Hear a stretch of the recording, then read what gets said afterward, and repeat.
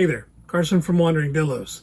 The weather's finally broken here in Central Florida. It's cooled down a little bit. So we're going to take a few minutes to turn some attention to the air conditioning units that have been serving us well all summer long. We're going to show you quickly how to change the filters in these things and a little enhancement we've made to make that process a little easier and a little better on the air conditioning unit. We'll also show you how to remove this entire shroud in case you need to take it down and do a thorough deep cleaning to get ready for the next season.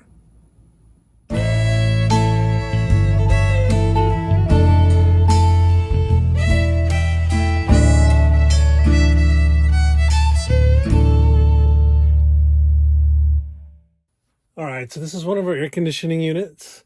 I need to get in here to troubleshoot an issue with our furnace anyway. So I thought it'd be a good time to just show you some quick tips on how to change the filter, how to remove this bezel so we can get in here and clean up some of the mildew that's accumulated during our humid season here in Florida.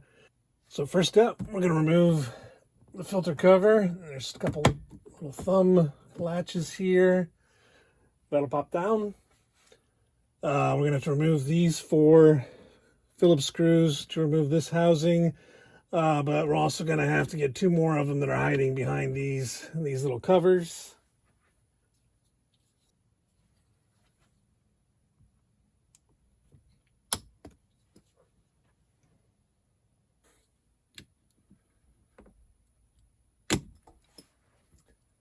So now we've got access to all 6 of the screws that we'll need to remove.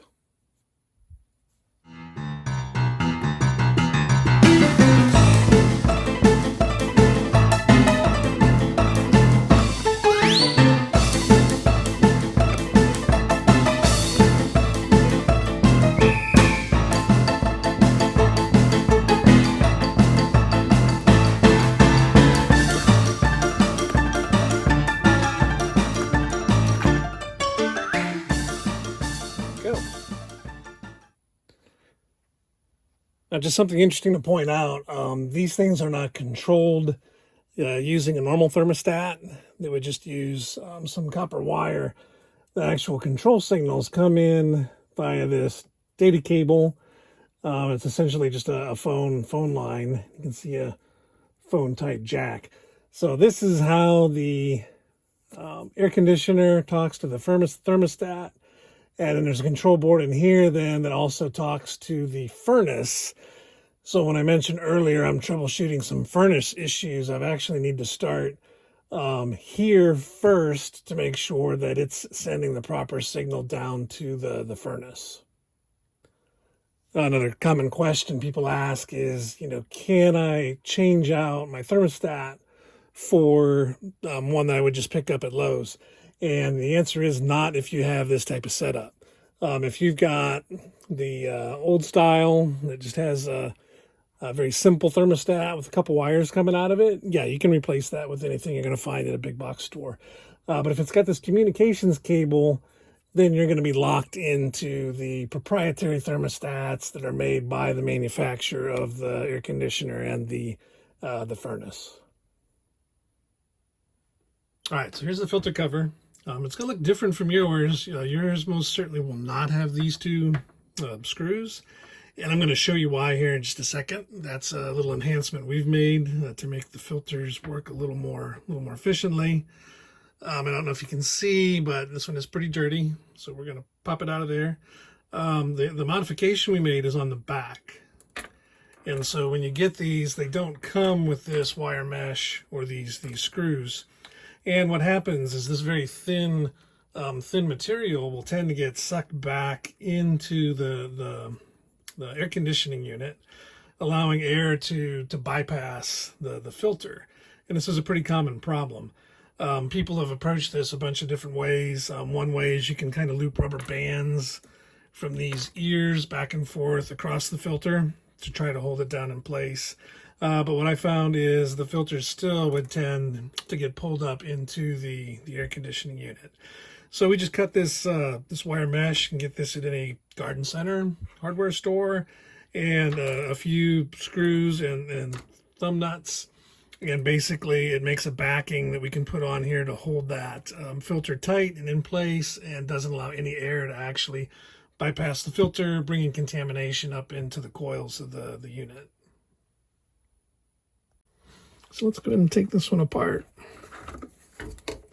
It's pretty simple. Just undo the thumb screws on the back.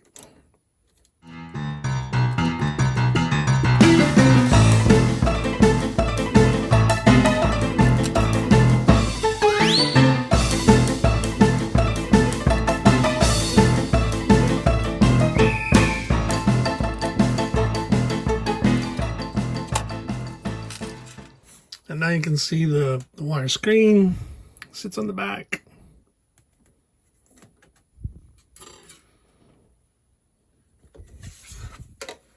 And then the filter sits underneath. And so now you can see that this thing, really does need to be cleaned. And also you can kind of see what I was talking about a little bit is, at the edges, anywhere the flow is obstructed a little bit, you'll notice it's not quite as effective. Without that wire backing, you would see that, air would be getting in pretty much along all of the edges. So that wire mesh really helps just kind of hold this tight up against, hold it in place, and doesn't allow that air to get past.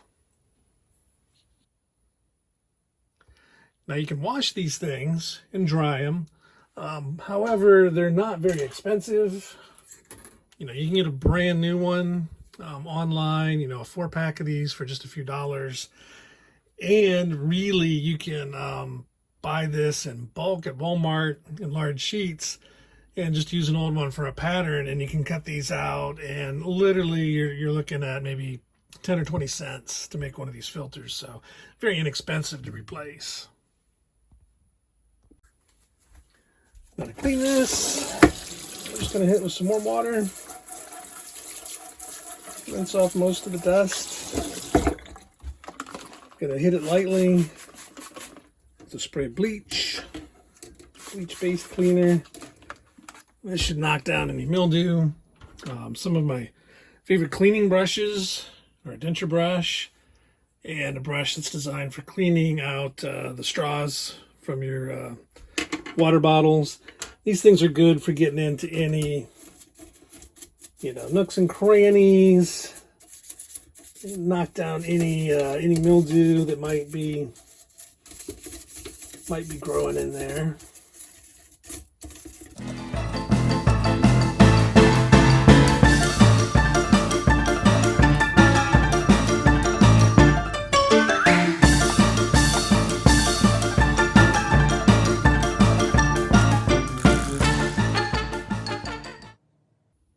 Now this is the air return side, so you don't typically see a lot of mildew here because you don't have any water condensation on this side. But you can get some dirt, dust and stuff. And if you have sensitive skin, you might want to wear gloves just as a precaution.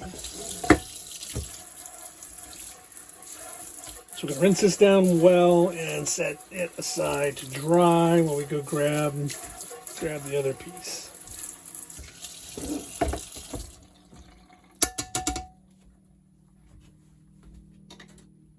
Now this is the cover that goes over the unit, and then this is where the cold air would come out. And this is where you can see we've got a little bit of mildew that's built up. And this is just simply the cold air comes out of this vent. It hits the humid air in the room and condenses. So during the summer months, there's almost always a little bit of moisture on these vents, and it makes a great spot for mildew to grow. So we'll just, again, hit this with some bleach, hit it with a brush, get it cleaned up, and we'll be ready for the next season.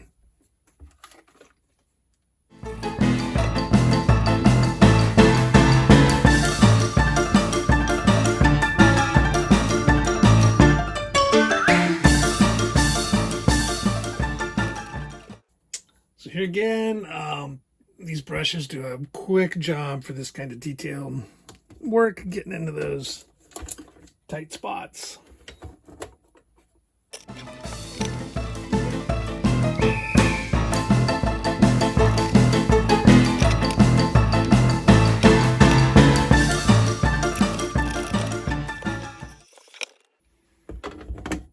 All right, we'll let that dry. And while the main cover is drying, we can go ahead and put the filter back together. Just going to show you how all that goes together. Lay the filter in place.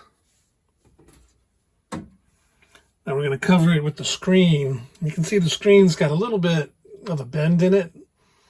And we want to basically assemble that so that when we tighten the screws, it's going to press down evenly onto the filter. We don't want to mount it the other way. If we do, what's going to happen is if we try to put it in there curved like this, you know, we'll tighten it down at these 2 points, but then it's going to give room here on the edges for the filter media to lift up and let the air pass. So we want to make sure that we're putting it in there so that when we tighten it down, it's going to press down evenly on the edges all the way around the filter. So we've got it in place. We're going to kind of flip it over. Make sure it's centered. Pick a side. Pick one of the ends, and we're just going to poke right through the filter media to the back side. Flip it over. The washers are a little oversized, a little bigger than the square in the mesh.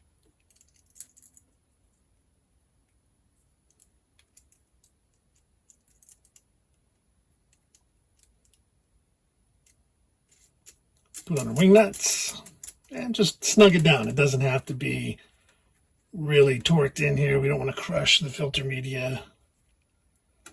We just want to get it tight enough that it holds everything down and in place. Do the same thing on the other side.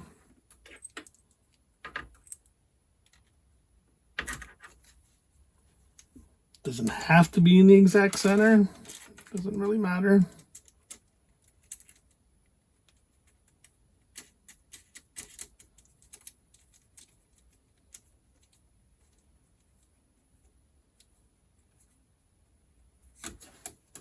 And just like that, that's going to hold that filter media in place very well and not let any of the air get past the filter. You don't want to clog up the coils.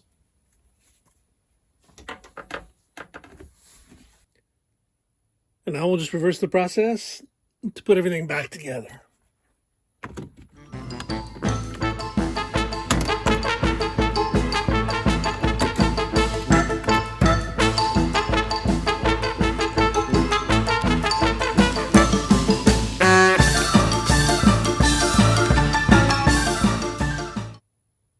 And there we go. So there you have it. Some simple maintenance things you can do on your air conditioning unit to improve the performance and get you ready for the next cooling season. Hope you enjoyed the video. Be safe out there, and we'll look for you on the road.